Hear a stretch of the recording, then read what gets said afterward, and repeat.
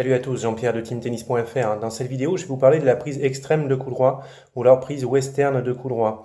Pour trouver cette prise, on va regarder où placer ces deux points de la main, l'éminence hypothénaire ici, l'articulation de l'index ici.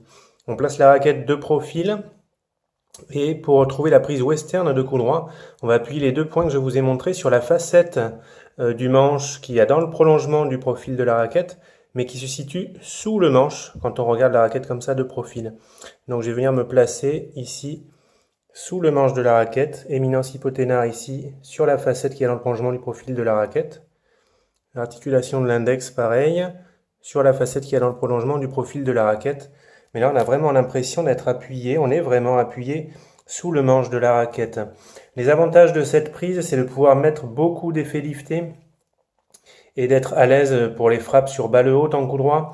Par contre, je trouve que cette prise, elle a beaucoup d'inconvénients. C'est une prise que je déconseille personnellement parce qu'elle sollicite beaucoup le poignet. On peut se blesser au poignet avec cette prise. Beaucoup de joueurs qui utilisent cette prise ont du mal à avoir de la longueur de balle. Ils jouent souvent trop court. Et ça va être difficile également de jouer des balles basses avec cette prise.